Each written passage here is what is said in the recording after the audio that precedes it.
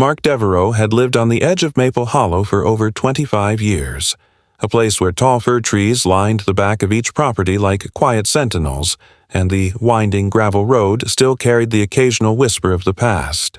His home sat on a 2-acre parcel of land passed down from his parents, a modest but solid single-story house with thick stone steps, steel-reinforced gates, and a backyard he had restored with his own hands over many patient years. Retired from a long career in perimeter security contracting, Mark enjoyed his days in practical solitude, working on small landscaping projects, keeping his tools sharp, and sipping coffee under the covered patio with only the wind and the birds for company. For him, property wasn't just a space. It was a form of self-definition. His boundaries were clear, both physically and personally, and he never imposed on others nor welcomed anyone who did so uninvited. When the house at the far end of the street sold last spring, Mark barely gave it any thought. Properties changed hands now and then, and most newcomers either kept to themselves or left after a few years of HOA drama. But this time, the new resident wasn't just another face. Karen McAllister arrived like a gust of wind through a neglected attic, loud, forceful, and scented with artificial lavender and self-importance. Within weeks, she had plastered flyers about forming a new neighborhood community wellness group, sent digital surveys to addresses she shouldn't have had access to, and even tried to organize a street-wide garden walk without asking if anyone wanted to participate. She called it civic pride. Most called it intrusive, but Karen didn't notice the difference. Mark had one brief interaction with her in early June. She was walking her dog, a panting bulldog named Biscuit, past his gate when she stopped, peered over his fence, and waved. "Hi there, I'm Karen. Just wanted to say your backyard is beautiful. Love the natural slope back there. It looks like part of the original community trail." Mark gave a polite nod and returned to tightening the bolts on his rainwater catchment system. He had learned long ago that some people only asked questions as a form of surveillance.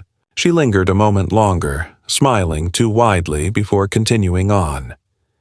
The whole thing felt innocuous at first, maybe even a little awkward in that over-eager new resident way. But Mark had a veteran's instinct, and something about her tone, or the way she said, "original trail," left a splinter in the back of his mind. 2 weeks later, Mark noticed white plastic stakes driven into the soft dirt along the back edge of his yard. He hadn't placed them. They were spaced precisely, every 10 feet, forming a slight curve that hugged the old dried-out creek bed behind his tool shed. There was no note, no explanation, just these anonymous markers and a thin piece of nylon flagging tape tied between the two outermost ones. The stakes weren't on the public side of his fence. They were inside the boundary, 3 feet past the stone retaining wall that had stood untouched since the 1970s. Mark frowned, crouched, and pulled the closest stake from the soil. The tape snapped, fluttering in the wind. He carried it into his garage and tossed it in a bin without a second thought. That was a mistake. The following afternoon, Karen returned, this time not alone. She had brought 2 men, both mid-30s in khakis and branded polos, one holding a clipboard, the other a roll of blueprints. Mark saw them through his living room window as they stood just outside his gate, pointing toward his backyard and murmuring. The man with the clipboard jotted something down while Karen gestured along the property line like a realtor showing off beachfront access. Mark stepped outside and calmly asked what they needed. Karen's voice was cheerful but firm, like a kindergarten teacher correcting a child. "Oh, we're just doing a preliminary survey. The town's reviewing old public trail access points, and your property has come up as a potential reactivation zone. You know, historical continuity and all that." Mark blinked.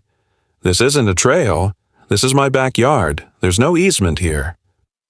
The man with the clipboard looked away, awkward. Karen smiled wider.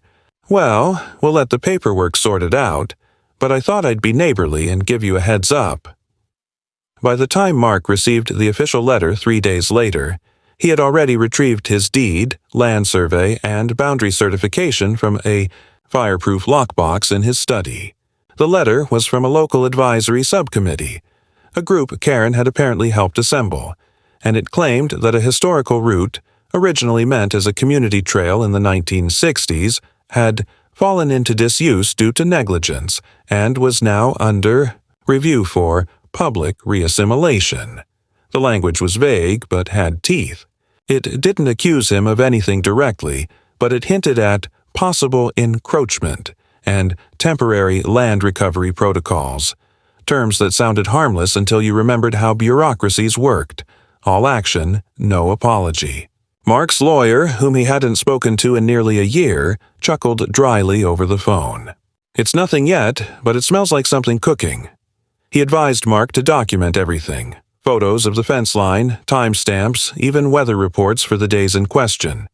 "If she escalates, you'll want a paper trail longer than hers." That same evening, Mark walked the entire perimeter of his property with a notepad, camera, and folding rule. He recorded every measurement, every boundary marker, every shrub and rock. He didn't do it out of fear. He did it because the line between private and public, once questioned, had to be proven, not just believed. What unsettled him wasn't just the stakes or the letter. It was how quickly the situation shifted from odd to strategic. Karen wasn't just mistaken. She was orchestrating something. Whether it was ego, ideology, or a deeper plan, Mark didn't know. But she had resources, connections, and the audacity to act like she already owned the outcome.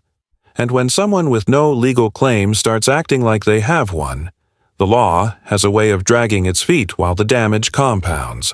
The next morning, Mark installed 2 additional motion-activated lights near the back gate and reconfigured his camera angles. Not because he expected a break-in, but because he no longer trusted silence. A week later, the back gate was broken. It didn't look like a car hit it or that it had decayed. It was cracked in one clean arc, like someone had swung hard and deliberately. Pieces of wood and a bent hinge lay scattered across the lawn. Mark checked the camera feed. Nothing. The camera covering that zone had gone offline at 3:12 a.m., just for 20 minutes. When it resumed, the damage was already done. He reviewed the logs. The software had registered a signal spike, a minor electrical anomaly. Possibly interference, maybe even deliberate jamming. That crossed a new threshold. Mark didn't call the police right away. Instead, he called his lawyer again and booked an appointment to initiate a formal cease and desist notice. He wasn't going to shout over fences or confront Karen in the street. He would move through the channels that held weight. But inside, he felt it. That cold, old tension he hadn't known in years. The tension of someone pushing on your walls, testing your boundaries, waiting to see how far they could go before you pushed back.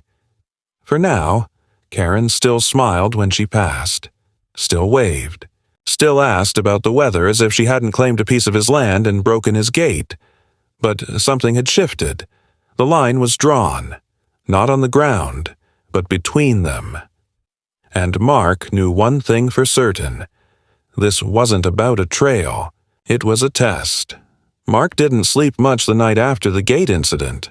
Not because of fear, he wasn't easily shaken, but because the air had changed. He could feel it in the way the crickets went quiet too soon, the unnatural stillness in the backyard, and the way even the wind seemed to hesitate. He sat by his desk with the broken gate latch in one hand and a legal pad open in front of him, making lists, not of suspects or theories, but of action steps. He had dealt with encroachment cases before during his contracting years, though never personal. In those days, it was a fence an inch too far west or a tree leaning over the property line. Never had he dealt with someone so audacious as to attempt to turn a private backyard into a public access point by sheer insistence. Still, he reminded himself, emotion is a liability. Precision wins. He would treat this as a hostile claim, not with fists, but with facts. By morning, Mark had filed the formal complaint with the town's code enforcement office and delivered a cease and desist letter to Karen's mailbox through a courier, professionally formatted, legally worded, and time-stamped. He didn't confront her, didn't knock, didn't yell over a fence. Everything was clean, procedural, and documentable. That was important now. That was leverage. That same day, his lawyer submitted a request for a restraining order, not to prevent her from passing by on the sidewalk, but to bar her from entering or modifying anything on his property. It wouldn't be approved overnight, but it put something on record, which mattered more in the long term than a shouting match. 2 days later, a representative from the local land registry arrived unannounced with a survey map in hand, asking for permission to view the rear property line. Mark had been expecting this. He led the man through the side yard and pointed out every marker, stake, and wall. The man, a civil employee in his 50s, was polite and apologetic. "We've had a few public inquiries about old trail access routes in this area. Mostly symbolic, but it triggered a preliminary review." Mark nodded but said nothing. He didn't need to guess who filed the inquiries. The representative stayed less than 20 minutes, took several photos, and left with a handshake and a comment about how well maintained the yard was. Later that afternoon, Mark received a second letter, this time unsigned, folded into thirds, and stuffed into his mailbox without a stamp. It was printed on plain, white paper, with a block of text in the center that read, "The land is meant to be shared. You're standing in the way of something bigger than yourself." There was no name, no return address, no logo, but the font matched that of the flyers Karen had distributed during her wellness initiative. It was subtle, not directly threatening, but undeniably manipulative, the kind of rhetoric that cloaked aggression in virtue. Mark added it to the growing folder he had labeled Active Dispute, Backyard, and took photos of it under proper lighting with time-stamped metadata. The next morning, he woke to find his recycling bins tipped over, their contents spilled deliberately across the gravel driveway. His neighbors remained upright. At first, it felt petty, almost childish, but Mark had enough experience to know it was a probe, a test to see how he'd respond, how quickly he'd clean up, how much he'd tolerate. He picked it all up without fanfare, without a single glance down the street, and installed a new camera pointing directly at the front gate and driveway. It was important not to react emotionally, not to give anyone the satisfaction of seeing him flinch. That same afternoon, Karen staged a new move. She appeared with a clipboard and began walking slowly past his property with 2 other people he hadn't seen before, middle-aged, well-dressed, likely sympathetic homeowners, or perhaps even affiliated with her newly assembled committee. She paused at his front gate, nodded toward the side yard, and pointed with her pen. One of the men jotted something down. Mark, who was pruning a young cedar at the time, calmly stood up, walked to the gate, and asked if they needed something. Karen smiled brightly, that practiced smile that never quite touched her eyes, and said, "Oh, we're doing a preliminary mapping of possible green access improvements. Community involvement, you understand. It's all part of the revitalization grant I'm working on." Mark stared back evenly and responded, "My property's not up for debate." She tilted her head, as if disappointed in a child. "I understand that you think so," she said softly before turning and walking away. That night, Mark received an official letter from the local planning department, informing him that a motion had been submitted for a community hearing regarding the proposed reopening of the historical trail route behind several properties, including his. The motion was not yet approved, it was still in review, but it meant one thing. The issue was no longer a private conflict. Karen had taken it public. Now it was on paper, in files, subject to review by people who had never set foot on his land, but would be making decisions about it. Mark felt the shift again, not fear, but the slow press of bureaucracy against the edges of his life. He called his attorney the next morning, who confirmed that such hearings were often dismissed if one could provide compelling evidence of uninterrupted private use and legally recorded ownership. Still, the mere existence of the motion meant trouble. Mark decided then to take an additional step. He requested a new, third-party land survey from a firm with no prior connection to the town. Not because his original documentation was weak, but because redundancy, in a legal fight, is not wasteful, it's tactical. While waiting for the surveyors to schedule a visit, Mark focused on fortifying what he could control. He upgraded his perimeter lighting, added 2 solar-powered motion detectors at the rear tree line, and consulted a fence contractor about reinforcing the back gate with a steel core. Each action was deliberate, not paranoid, but precise, because as much as Karen wanted to frame him as the unreasonable recluse, Mark was nothing if not methodical.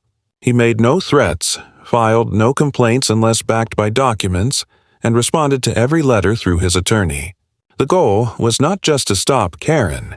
It was to ensure that when this reached the desk of some overworked city planner, the choice would be obvious. But then came the incident that turned escalation into something deeper. One evening, just after dusk, Mark was inside organizing paperwork when the loud clang of metal against wood rang through the backyard. He rushed outside to find his replacement gate, the temporary plywood one until the steel could be installed, hanging by one hinge. The other half lay flat on the ground, its surface split, muddy footprints trailing away.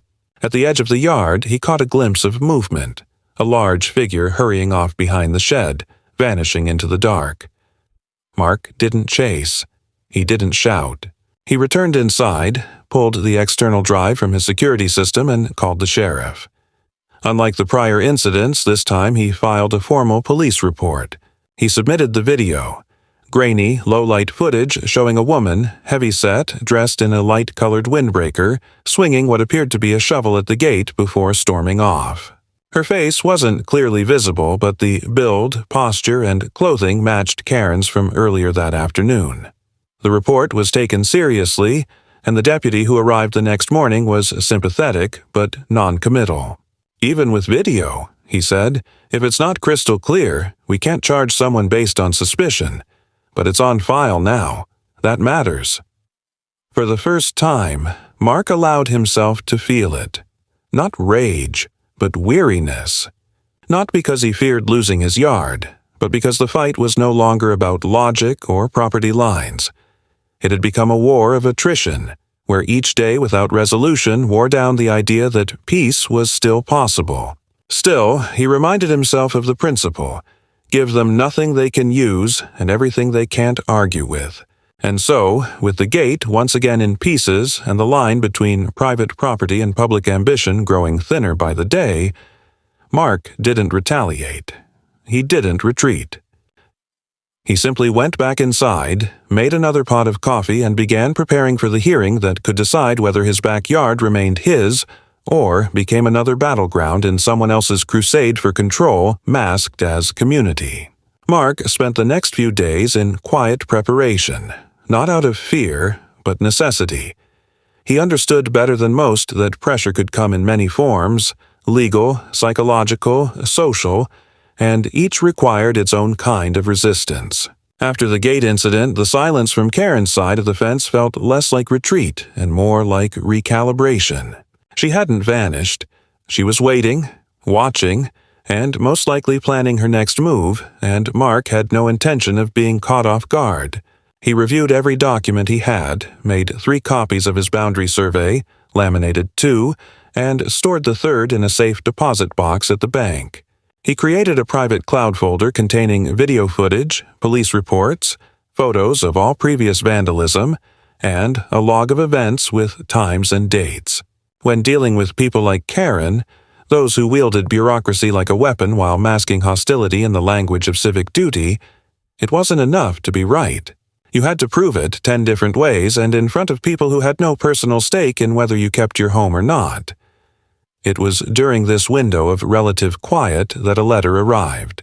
Unlike the vague community flyers or official city mail with printed seals, this envelope was thick, hand-addressed in cursive script that curled with self-importance.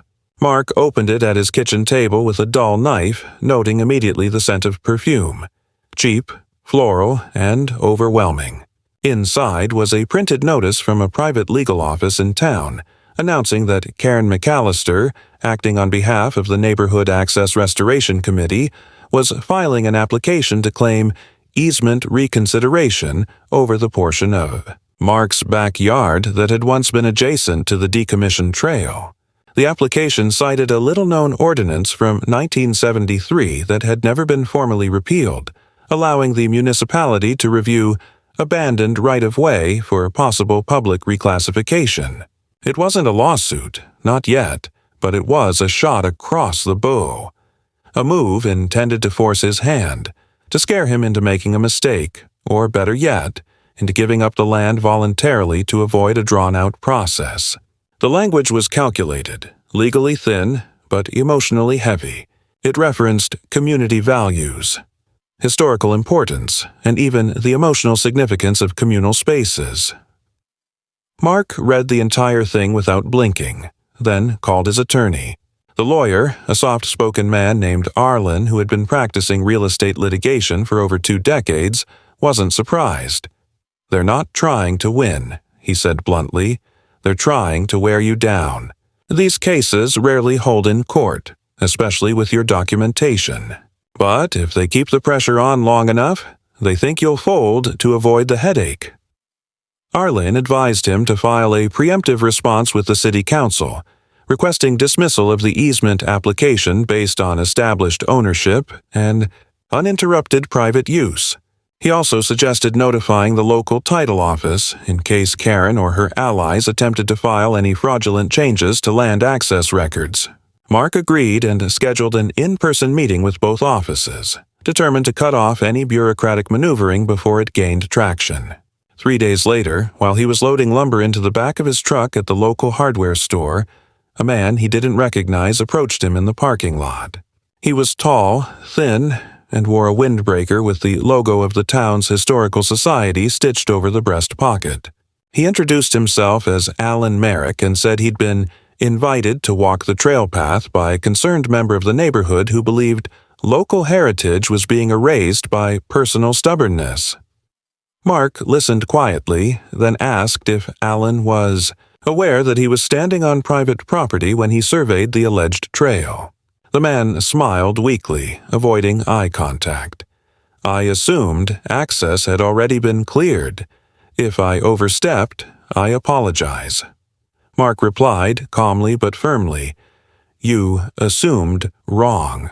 The next time you or anyone else steps onto my property without written consent, I'll press charges. I suggest you speak with your host about the definition of trespassing." Alan mumbled something about no need for hostility and backed away, climbing into his car with visible discomfort. Mark watched him drive off without satisfaction. He wasn't in this for revenge. He just wanted peace. But the illusion that this was some harmless civic endeavor had shattered. Karen was using every soft power tool she could find: cultural relevance, sympathetic outsiders, legal ambiguity, to construct a siege on what she had no legal claim to. Later that week, Mark received a visit from the town's zoning compliance officer. The man arrived in a white municipal van and knocked on the front door with a clipboard in hand. Mark greeted him without irritation, understanding that the officer was simply doing his job. The reason for the visit, however, was far from benign. A complaint had been filed alleging that Mark's back fence encroached on preserved green space, and that recent construction, namely the now destroyed temporary gate, had been completed without the proper permits. Mark provided the zoning officer with his permits, dated and signed, along with the survey map and receipts for both materials and labor. The officer reviewed them silently, nodded, and then asked if Mark had a recent inspection report for drainage compliance. That, too, had been part of the complaint, an accusation that Mark's modifications had interfered with natural runoff and could be affecting the water table. The officer looked embarrassed when Mark showed him the engineer's report from 2 months earlier, confirming everything was within code. Before leaving, the man shook Mark's hand and said, "We've been getting a lot of calls about this neighborhood lately. Not just your property. Seems like someone's stirring the pot." Mark didn't respond, but he logged the exchange in his growing ledger of harassment tactics. The final push came a few nights later. Mark was returning home from a brief trip to the gas station when he noticed a faint orange glow behind the tree line. His stomach sank. He accelerated up the driveway, leapt from the truck before it fully stopped and ran toward the back fence. There, smoldering near the edge of his property, was a pile of leaf bags and mulch, lit on fire, now reduced to a smoking mess of embers and scorched soil. The flames had been contained, either by wind or by intention, but the implications were immediate and grave. This wasn't protest. This was arson. He doused what remained with his hose, took photos, and called the fire department. Within minutes, 2 trucks arrived and the area was cordoned off. The fire marshal agreed with Mark's assessment. It wasn't accidental. The ignition source appeared to be a glass bottle, partially melted, with traces of accelerant. An investigation would be opened, but the odds of identifying the culprit were low unless someone talked. For Mark, the fire wasn't just property damage. It was the final confirmation that this conflict had moved beyond paperwork and into something darker. Someone, perhaps Karen, perhaps someone acting on her behalf, was trying to create enough chaos, enough intimidation, to force him to concede. But if the fire was intended to break his will, it failed. Instead, Mark expanded his efforts. He contacted a regional journalist he knew from years back, someone who specialized in land disputes and abuse of zoning laws, not to make a spectacle, but to begin preparing a record in case this turned into a wider legal matter. He also hired a security firm to perform a one-time sweep of his perimeter, looking for hidden cameras, tracking devices, or any signs of coordinated surveillance. The results came back clean, but the technician left him with a sobering thought. You're not dealing with amateurs. Whoever's behind this knows just how far to go without triggering arrest. In the quiet that followed the fire, Mark reinforced every barrier, literally and figuratively. He installed impact-resistant fencing around the garden, motion-triggered floodlights that lit up like daylight when anything crossed the line, and a second layer of password-protected storage for his security system. But the most important adjustment wasn't physical. It was psychological. He no longer viewed Karen as an annoyance or even a petty tyrant. She was a tactician, a manipulator capable of smiling through a lie while orchestrating targeted pressure with deniability. Her goal wasn't justice or civic pride, it was dominance, reshaping the neighborhood into her image by breaking the resistance one parcel at a time. And Mark, whether he liked it or not, had become the example she needed to set. The escalation of events left Mark with the bitter understanding that there would be no return to normalcy through patience or quiet resistance.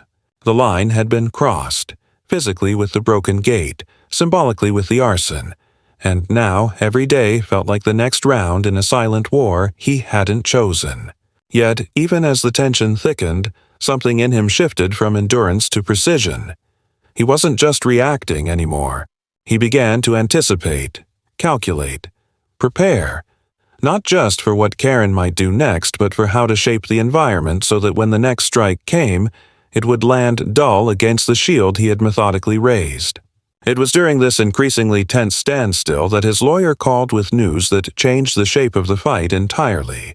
The city planning department had agreed to hear the public petition regarding the historical trail, meaning that within 2 weeks, Mark would need to present his case before a small panel of administrative officials, most of whom had never seen his land, never met Karen, and whose attention would likely be divided across multiple community issues. The hearing wasn't a court of law, but the outcome could influence whether the city allowed further exploration of easement access, which in turn could open the door to more formal reviews. It wasn't final, but it was foundational. A loss here wouldn't be binding, but it would give Karen and her supporters a powerful narrative, that she had legitimacy, that Mark was simply obstructing what the people wanted. And Mark knew that once bureaucracy assigned weight to a falsehood, reversing it became far more difficult than preventing it in the first place. Rather than panic, he mobilized. He hired a licensed surveyor, one with credentials that were not only unimpeachable but who had previously testified in state land disputes, to issue a supplemental verification of his property boundaries. The man spent an entire afternoon walking the land, checking every coordinate against county records, then issued a notarized statement affirming that there had never been, in any legal or municipal record, an active right-of-way on or through Mark's parcel. This was important because Karen's claims rested not on existing rights, but on an emotionally charged reinterpretation of neighborhood lore and a decades-old hand-drawn map that had surfaced mysteriously in a recent community newsletter. Mark's document was fact. Hers was nostalgia masquerading as entitlement. In the days before the hearing, Mark also received quiet support from unexpected places. Two neighbors, one a quiet widow named June, who rarely left her home, and the other a younger couple who had mostly stayed out of neighborhood politics, reached out to offer written statements in his favor. They expressed concern over the pressure Karen had begun to place on other residents, including subtle threats of compliance reviews and fines for minor infractions. One neighbor even admitted to being pressured to sign a petition he hadn't fully understood, only later realizing that it could be used to support actions that directly undermined Mark's property rights. These statements, while not legally binding, helped form a narrative of manipulation, a counterpoint to Karen's cultivated image of leadership. When the day of the hearing arrived, Mark dressed plainly but intentionally, wearing the same dark wool jacket he had worn to city council meetings years earlier when pushing for storm drain reforms. He carried a single leather folder containing his documents and walked into the City Hall chamber with a calm, deliberate pace.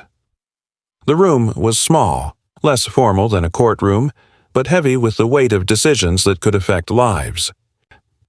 Karen was already there, seated with a man Mark recognized as a junior attorney from a local firm. Not a land expert, but someone good at framing language for maximum emotional impact. She looked confident, composed, and greeted him with that same rehearsed smile she always used when the game was already in motion. The hearing itself was not explosive. It was, as most such hearings are, a subdued affair of paperwork, references, and carefully managed time slots.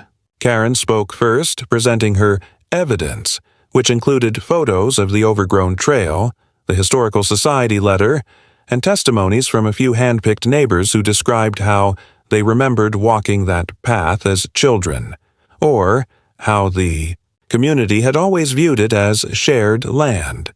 She invoked legacy, community identity, even invoked language about restorative justice, as if the absence of access to Mark's yard had somehow caused generational harm.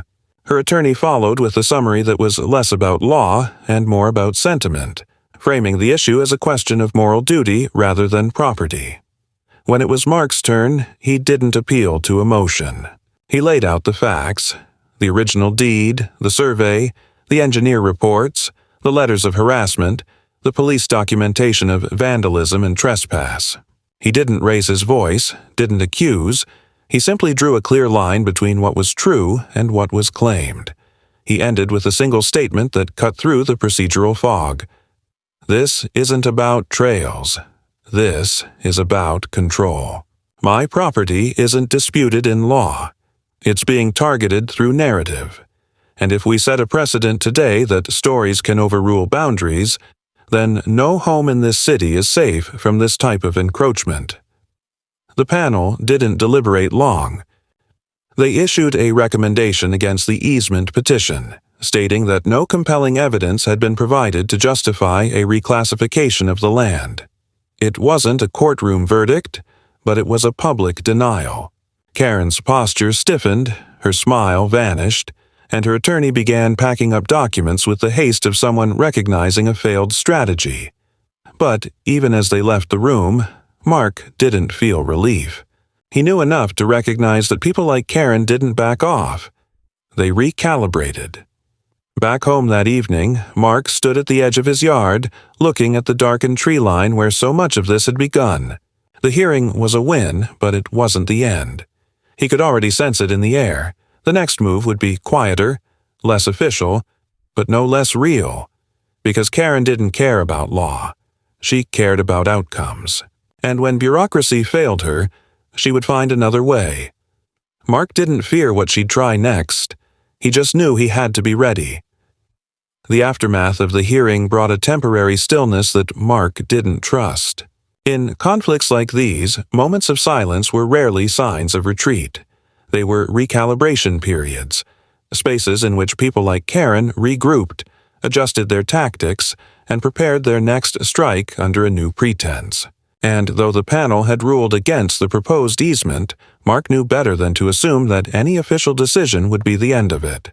He had seen firsthand, in his years working adjacent to government contracts, how those with the right tone, the right contacts, and enough persistence could repurpose a loss into a different kind of leverage.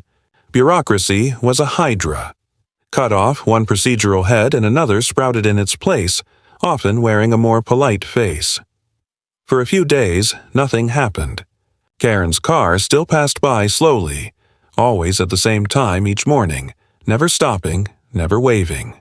The neighbors remained quiet, their routines unchanged, their faces unreadable when they crossed paths with Mark at the mailbox or in the grocery store parking lot.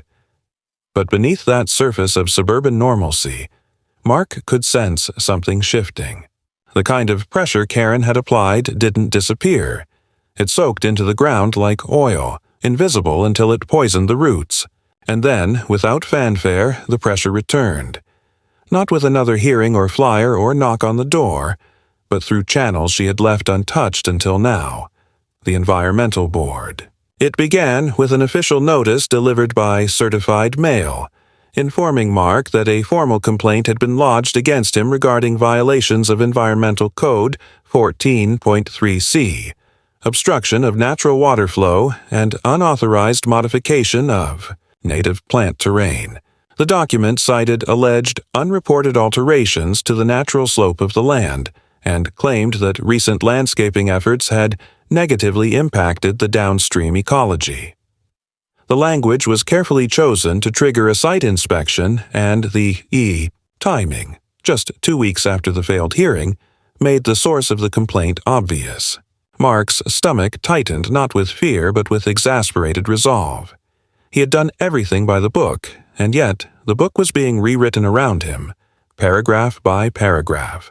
On the day of the inspection, 3 representatives from the local Environmental Review Division arrived wearing high-visibility vests and neutral expressions. Mark greeted them professionally, handed over copies of his permits, including the soil analysis and slope preservation documents from 3 years earlier, and offered to walk them through every change he had made. They declined the offer politely, explaining that their procedure required an unbiased first-pass visual assessment. Mark stood back, arms crossed as they moved through the yard, took photos, and spoke in hushed tones. They didn't look like people who expected to find real violations. They looked like people covering bases, executing a task, aware they were part of someone else's strategy. When they left, they assured Mark he would receive a formal report within 10 business days. He didn't wait. That same evening, he retained an independent environmental consultant to perform a parallel review. He wasn't going to leave interpretation in the hands of a team that might be under indirect pressure from someone like Karen. Meanwhile, something more insidious began to unfold. It started with subtle shifts in the behavior of the neighbors. Cars that had previously driven past with casual indifference now slowed near his property. A few residents who had once made small talk now turned abruptly away at the sight of him. And then came the flyers. They weren't put in his mailbox or handed to him directly. Instead, they appeared stapled to utility poles, slipped under windshields, left on the bench near the corner bus stop. The title was simple: "What is 1 yard worth?" Beneath it was a photo of the trail entrance from decades past, faded and sepia-toned, followed by paragraphs about community, access, and the cost of exclusion. Though it didn't mention Mark by name, it didn't need to. It was clear enough who they meant. Mark kept one of the flyers, photographed it, and added it to his archive. He didn't take the bait. He didn't tear them down. He didn't respond. He documented everything. The key was to be a mirror, not a flare. As Karen sought to frame him as an antagonist, he refused to give her the spark she needed. That was the difference between conflict and escalation. One was predictable. The other was strategy. But then, as the pressure mounted, the attacks shifted from social and procedural to personal and psychological. Late one night, Mark awoke to the sound of movement outside. It wasn't loud, but deliberate, the kind of sound that didn't belong to animals or wind. When he checked his cameras, he found nothing. The footage was intact but uneventful. Still, something felt wrong. The next morning, he found the perimeter lights near the back fence disabled. Not broken, but unplugged, their cords cleanly pulled from the power box. And in the dirt near the gate, deep but precise, were boot prints. Large, singular, leading nowhere, as if someone had stood there in silence before retreating. There was no vandalism, no destruction, just presence. Mark called the sheriff not to report a crime, but to file a supplemental incident record. Every footprint, every unplugged wire, every moment of quiet trespass added to the foundation of his defense. A few days later, the environmental report arrived. It concluded that no violations had occurred, that water flow was consistent, that soil displacement was minimal and fully compliant, and that all modifications were within legal scope. Mark's own consultant had reached the same conclusion. He submitted both reports to the review board with a cover letter from his attorney, requesting immediate closure of the complaint. A week later, he received the confirmation that the case had been dropped. On paper, it was a victory, but in the real world, it was just another battle won in a war designed to outlast his stamina. And then, perhaps sensing that the administrative and psychological campaigns had failed to move him, Karen turned once more to the social. She began hosting what she called community coffee chats in her front yard, weekly gatherings open to all residents, framed as informal discussions about neighborhood identity. Mark didn't attend, of course, but others did. And over time, he began to notice signs of her influence spreading. Decorative signs popped up in nearby windows. Stylized slogans like "Open Paths, Open Hearts," and "Legacy belongs to everyone." A neighbor across the street replaced their mailbox with a wooden post shaped like a trail marker. Small things, seemingly benign, but heavy with implication. It was no longer about the yard, it was about redefining the neighborhood, house by house, until Mark's stance was not only inconvenient, but unrecognizable. One evening, Mark watched as two children walked past his property, looked at the fence, and whispered something to each other before moving on. He wondered what they had been told, what story was being constructed in the background while he fought his battles in the foreground. This was no longer a disagreement over land. It was a slow erosion of perception, a deliberate effort to isolate him morally before attempting to isolate him legally again. But if Karen thought he would be shamed into submission, she misunderstood the kind of resolve that lived in a man who had already lost too much in life to surrender what little he had left. He returned to his files, to his documentation, to his plans. He began preparing a formal statement for future council review. He reached out to the zoning board not just to react, but to propose stricter definitions on easement qualifications, language that protected long-standing properties from reinterpretation. If Karen wanted to reshape the narrative, he would reshape the law, and if she came again, he would meet her not with anger or protest signs, but with paperwork, precedent, and the kind of clarity that turned ambition into liability. The war wasn't over. It had simply changed fronts. Mark had always understood that when people ran out of arguments, they turned to spectacle. He had seen it in business, in politics, and now, disturbingly, in his own neighborhood. And after months of pressure, both legal and psychological, strategic and social, he sensed that Karen had reached the point where spectacle was all she had left. Her campaigns had failed to convince the city. Her petitions had unraveled under scrutiny. Her attempts to twist perception had left her with a handful of loyal followers and a growing number of silent skeptics. But she was not a woman who admitted defeat. She was a woman who escalated. And so, when the final provocation came, Mark wasn't surprised by the act itself, but by the sheer desperation behind it. It happened on a Sunday evening, just before sunset, when the neighborhood was quiet and most residents were inside preparing for the week ahead. Mark had just returned from a drive to the outskirts of town, where he had met with an attorney to finalize a proposed amendment to the city's zoning code. A quiet move, unnoticed by most, but with significant implications for property protections. He parked his truck, stepped into his yard, and immediately noticed that something was wrong.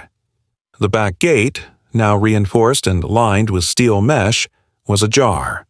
Not broken, not forced, but simply open, and in the dirt just beyond it were deep grooves, the kind left by something heavy being dragged.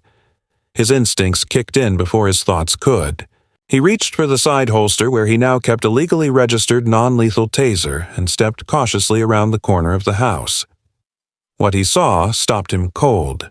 Karen, standing in the center of his backyard, shovel in hand, surrounded by stakes and plastic ribbons, methodically hammering the ground like a woman possessed. She had marked a crooked path from the edge of the old creek bed to the fence line, and as she moved, she shouted lines that weren't meant for Mark, but for someone else. Maybe the neighborhood, maybe herself, maybe the version of history she had, constructed in her mind. This was always public. You people don't get to hoard legacy. You don't get to erase history. Her words slurred together slightly, and Mark noticed the bottle lying at her feet, half empty, the label peeled away. He realized with sudden clarity that this wasn't just about power anymore. It was about unraveling. She had lost control, not of the campaign, but of herself. Mark didn't yell. He didn't approach. He simply walked backward to his porch, unlocked the side door, and made the call to the sheriff's office. His voice was steady, factual, devoid of any tone that might be construed as provocation.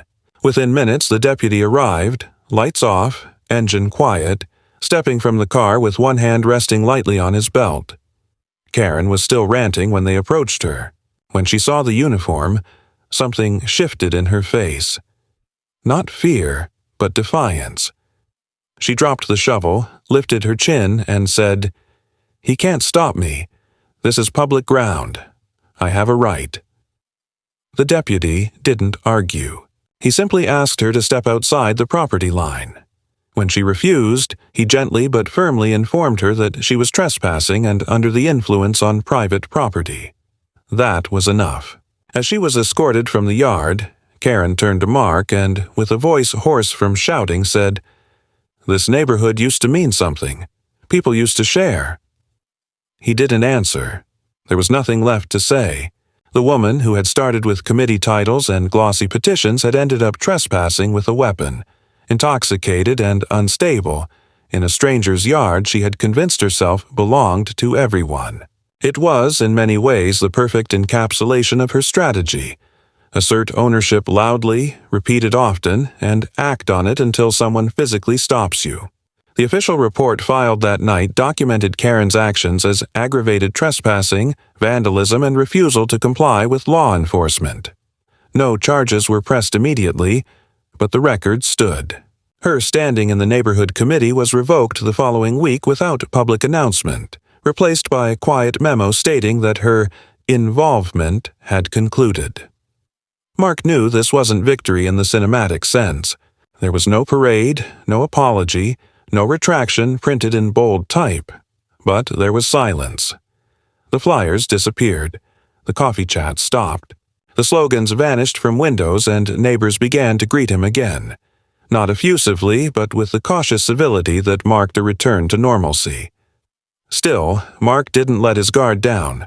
He finished his work with the city council, pushing through language that redefined how historical easement claims could be evaluated, now requiring notarized archival evidence and verifiable municipal registration. It passed with little opposition, partly because of Karen's spectacular implosion, partly because people were simply tired of conflict. The law now stood as a quiet bulwark, not just for Mark, but for anyone who might one day face the same kind of creeping campaign disguised as civic concern. In the weeks that followed, Mark cleared the final remnants of disruption from his yard. He reseeded the scorched patch near the creek, planted low shrubs to restore the barrier that had been trampled, and installed one final light. A wide-angle flood mounted just above the tree line. He rarely turned it on, but he liked knowing it was there. He didn't expect Karen to return. He didn't think she had the will left. But the light wasn't for her. It was for himself. A reminder that boundaries once tested must be maintained not with anger, but with clarity and preparation. The neighborhood settled. Grass grew. Quiet returned. And though Mark never spoke of the ordeal beyond what was necessary for the paperwork, every time he passed the back gate, he touched the latch with a kind of quiet satisfaction. Not because he had won, but because he had not yielded. Not to noise, not to pressure, not to the idea that compromise meant surrendering what was never up for discussion to begin with. Months passed. The rhythm of the neighborhood returned, or at least adopted a new version of itself, one where front lawns were mowed in silence, where mailboxes stood untouched, where eyes met briefly but without the unspoken tension that had once saturated every casual interaction. Karen's name wasn't mentioned anymore, not because people had forgotten, but because the collective impulse had shifted from engagement to avoidance. Her house, once a hub of overzealous community initiatives and Sunday gatherings, now stood quietly, shades always drawn, porch light off. Occasionally, a car would pull into her driveway and sit for several minutes before backing out again. No one asked questions. No one visited. She had not been charged formally, but the social consequences had done their work. What she'd once used to command a room, her presence, her tone, her authority, had eroded completely, leaving behind only a shell of the influence she once projected. Mark, for his part, made no declarations, no victory laps, and no celebratory gestures. He was not a man driven by vindication. He was driven by boundaries. Physical, legal, psychological. He had defended them not to punish Karen or to prove a point, but because they were the framework that made his life possible. The backyard, once a battleground, became again what it had always been intended to be: a private refuge. He rebuilt the gate one final time, not because it was damaged, but because it had become symbolically worn. This time, he installed it with heavier bolts, a reinforced latch, and custom hinges that swung without sound. It was a gate no one would enter without permission, not because they couldn't, but because now they wouldn't dare. He kept the files. The folder labeled Access Dispute, McAllister, remained in his safe, updated one last time with the final memo from the city confirming the easement issue had been closed indefinitely, and that no future petition regarding that parcel would be accepted without direct municipal sponsorship.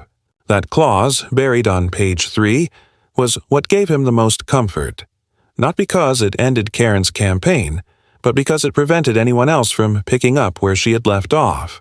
The new HOA chair, a quiet middle-aged woman named Denise who worked in finance and had no interest in neighborhood politics beyond maintaining drainage schedules and parking logistics, sent Mark a letter a few weeks later.